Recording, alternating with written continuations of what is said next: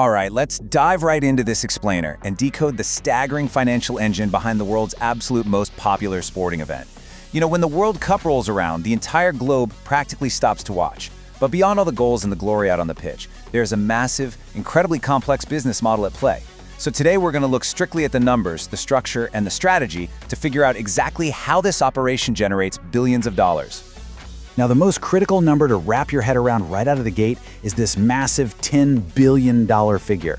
And get this, that isn't some historical all-time total. That is the estimated revenue for FIFA's very next 4-year financial cycle alone. It's just a mind-bending amount of money for a single sporting organization to pull in over just a few short years. But here is where the story takes a really fascinating turn. It might completely shock you to learn that despite generating corporate-level billions, FIFA actually operates as a tax-exempt NGO, a non-governmental organization. Founded way back in 1904 in Paris, its official purpose is just to promote football all around the world, ostensibly existing to run social development programs. We're talking initiatives like Education for All and Save the Planet through the FIFA Foundation. So, here is how we're going to break this down today.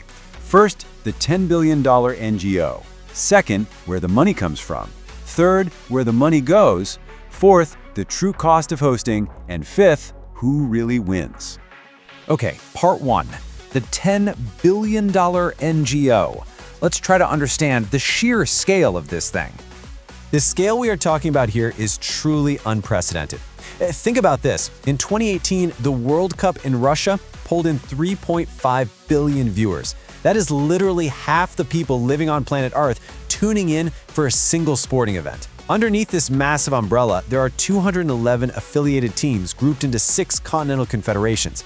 And what's kind of wild is that some of these aren't even independent nations. Territories like Macau actually have their own team. Yet, despite this massive global sprawl, every major decision is made by a small, centralized 37-member FIFA Council. And their explosive financial growth? It's undeniable. See, they don't measure finances year by year. They operate on these 4-year cycles that revolve around the World Cup. From the 2015 to 2018 cycle, they pulled in $6.4 billion. That jumped up to an estimated $7.5 billion for the 2019 to 2022 cycle. And looking ahead, revenue is projected to nearly double from that 2018 mark, reaching an astonishing $10 billion in the upcoming cycle. So you're probably wondering why the sudden massive leap. Well, it essentially comes down to 2 major strategic moves. First, FIFA tapped into a huge new revenue stream by signing independent sponsor deals for the wildly popular Women's World Cup, like the 2023 tournament in Australia and New Zealand. And second, they are massively expanding their men's tournament inventory. That expansion all centers around the number 48. By expanding the 2026 World Cup, which is being hosted jointly by the US, Canada, and Mexico, from 32 teams up to 48 teams, there are just going to be significantly more matches. More matches means more airtime, which means advertisers have way more opportunities to buy in. Ultimately, it's just a sheer volume play. Moving on to part 2, where the money comes from. Let's map out these revenue streams. Looking back at the data from the last fully confirmed financial cycle, we can see exactly how the pie gets sliced up. Broadcasting rights are the massive main engine here, pulling in $3.1 billion alone. That's followed by marketing rights at $1.66 billion. Then things like ticketing, hospitality, licensing, and a few other minor sources fill out the rest of that $6.4 billion total.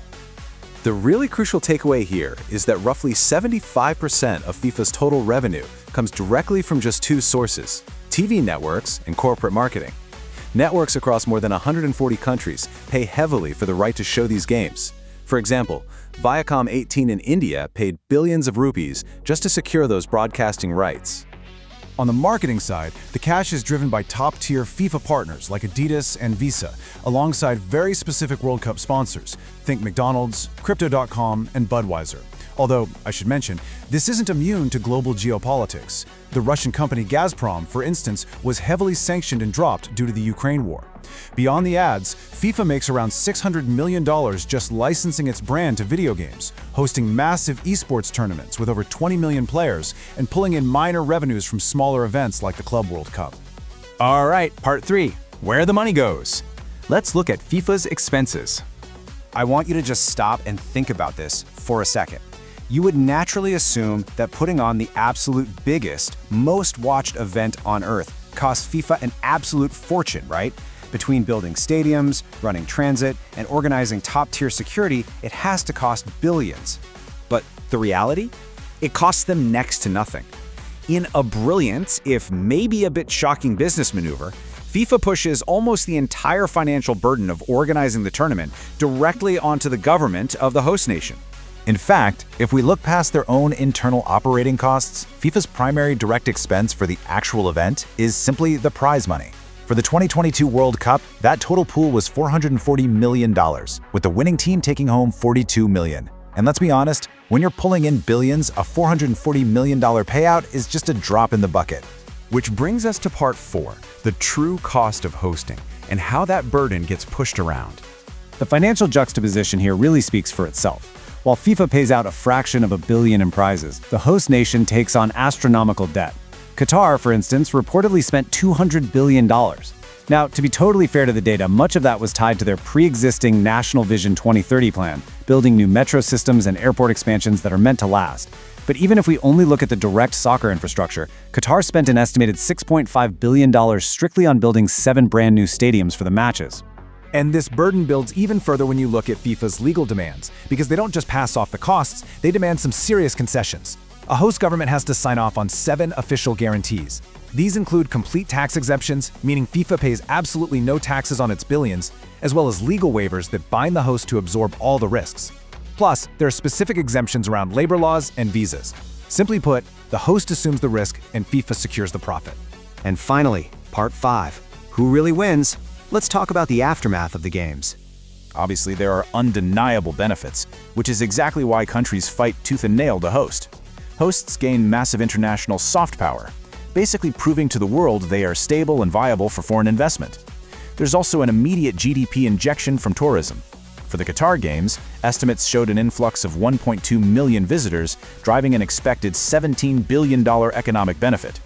Plus, theoretically, citizens get all this new infrastructure and modern stadiums to use long after the fans go home.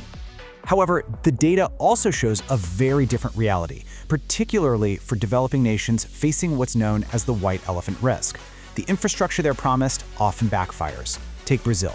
After they spent $3 billion on stadiums in 2014, their $550 million Mané Garrincha Stadium was later reduced to being used as a bus parking lot. In Cuiabá, locker rooms literally became homeless shelters. Critics were quick to point out that the billions Brazil spent on the World Cup roughly matched the entire budget of Bolsa Familia, a really vital social welfare program relied on by 50 million citizens. So you have these crucial funds being drained for temporary spectacles. Furthermore, hosting brings intense global scrutiny right to a nation's doorstep. Looking objectively at the reports surrounding the Qatar World Cup, the human and social costs were heavily publicized worldwide. Media outlets reported over 6,700 deaths among South Asian migrant workers who built the infrastructure, which led to 73% of people in an Amnesty poll demanding that FIFA step up and pay compensation. The tournament also placed a massive spotlight on strict local bans on LGBTQ+ symbols, as well as sudden bans on stadium alcohol sales. And on the legal side, a long shadow was cast by severe corruption allegations from the initial 2010 bidding process, where over half of FIFA's own executive committee was implicated or investigated. All of this data leaves us with one final, provocative question for you to consider about the hidden economics of global sports.